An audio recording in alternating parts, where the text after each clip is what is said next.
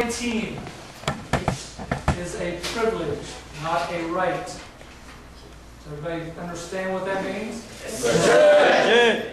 If you do not do the right thing, you will no longer buoy. Yes, sir.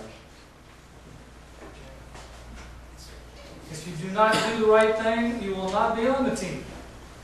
Real simple. And Colonel Ritter does not want to see, the entire armed drill team going in the office at lunch to try to get Donnie back on the team because Donnie was a non-suit. Okay? That's not going to work. Okay? Or get Bowie back on the Sabre team because he was stupid enough to wear a hat at a drill meeting. Okay? Yes, sir. Practice. Practice is mandatory. If you cannot be there 5 days a week for practice, maybe you should reconsider and go find a team. What? The football team? Will they let you not practice and still be on the team? Sorry. Probably not, huh? So you might have a hard time finding a team that doesn't let you get away without practicing and still be on the team. Sorry, what if transportation problems is... Then maybe you should find another team to be on. That's great. Okay? You need to be at practice. Now, yeah, there are exceptions. Yes. But there needs to be a note on Colonel Ritter's desk along with the roll sheets that will be on Colonel Ritter's desk, right? Okay? Explaining why you were not at practice.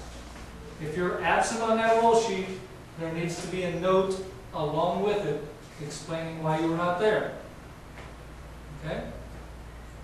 And showing up long enough for them to take roll and then going somewhere else doesn't work. Okay? You need to show up for practice and stay there until 4 o'clock, right? Until practice is over. Okay? And again, if there are exceptions, there needs to be a note on Colonel Ritter's desk with the roll sheet. Okay? This has been an issue, a problem for the last few years. People go off and swap spit with their boyfriend or their girlfriend or whatever, or, just decide practice is too difficult and they stay for 20 minutes and then make up some excuse to leave or whatever. Not going to happen this year, okay? It's a commitment if you're on a team, and we expect you to be there most of the time. Hats, etc. You guys know that I'm a real pain about the hat, but Sergeant Manson and Colonel Ritter agree with me about that, okay? It just does not look good. It does not present the image that we want to present. Okay? If you've got an ROTC hat that's appropriate, that's fine. Okay? Otherwise, I don't want to see any hats at a drill meeting or anywhere else where we're setting the example. Okay? At street fair. Okay? Now, if it's really hot or if it's raining and things like that, we will make an exception. We did that last year for something. I don't remember which one it was, but there was one of them where picnic, yeah. Okay. Things like that, when it's raining, when the weather's bad, then a whole different deal. But normally, that's how it works, and you guys know that. You know these rules. I'm not throwing anything out here that's new or daringly different. You are role models for the rest of the Corps. Okay? You are role models for all those first years that are going to start trying out for the team starting tomorrow. Okay? And we expect you to act as role models. Okay? They're going to do what you do. If you do stupid stuff, they're going to think it's okay. And they're going to do it also. And that's not what you guys should be doing. You should be setting the example.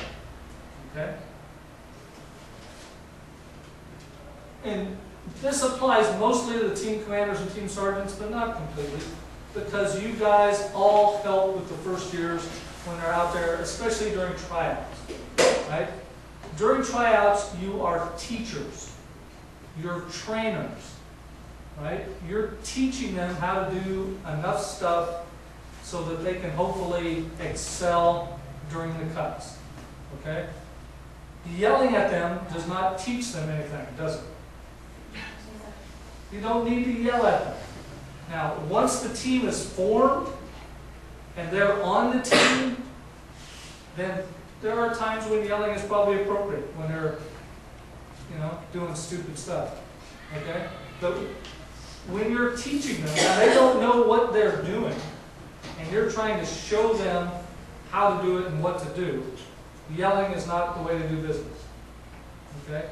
You need to teach them. And sometimes it takes over and over and over again for them to get it right, okay? But that is your task initially as we're forming these teams. Once you've made cuts and they've made the team, then it's a little different. Then give them push-ups and get in their face if you need to. But not again. Number one, we don't want to scare any of them away. One of those people could be wing commander in 2 years. But if you scare them away because you yell at them for really no reason because they don't know what they're doing, then that's just, not smart, is it? Okay? So we don't want to scare them away before they've even had a chance to learn how to do this stuff. Okay? For the team commanders, I don't know if Tracy is going to cover this later on or not. And we know this, that unarmed drill team is a perfect example last year. We started off with 20 people on the unarmed drill team last year. Right? Didn't cut anybody. Remember that? How many did we end up with at the end of the year? 2 or 7. Yeah, okay? So be very careful about cutting people. You would rather have too many than not enough. And they tend to go away for various reasons. Right? They're on the team and they're all enthusiastic, and then a few weeks later there's a couple less, and a few weeks later there's a couple less. So just be very careful about how many you cut. Better to keep too many than not enough. Make sure you guys, you're the experienced people, make sure you take breaks. It's hot out there. I don't want to, the Sabre team are the guys that have a history of, we don't want any, okay? Make sure you stay hydrated, get drinks, take enough breaks. And those first years that are out there learning this, they're scared to death, number one.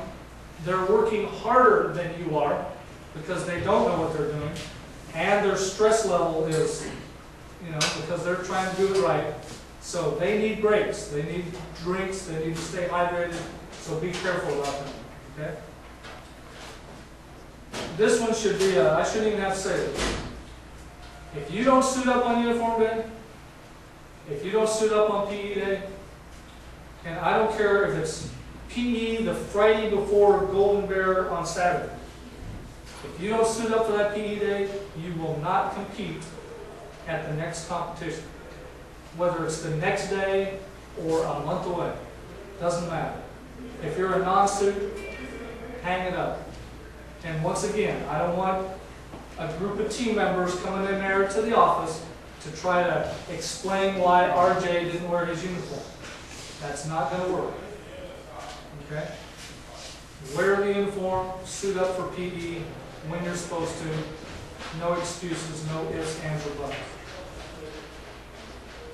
Any questions about any of those things? Okay. Okay? Are you all on board? Does anybody want to leave right now? Yes. Every Wednesday I have bowling and I have to do everything. You guys have to tell her why I left early. Leave a little note on the desk. Okay. And that won't be a problem. If you've got something like that, you leave a half hour early every Wednesday, you're a veteran, that's not a big deal, okay? But we want to know. We want to know that. We want to know what's going on, okay? People have things. Some people work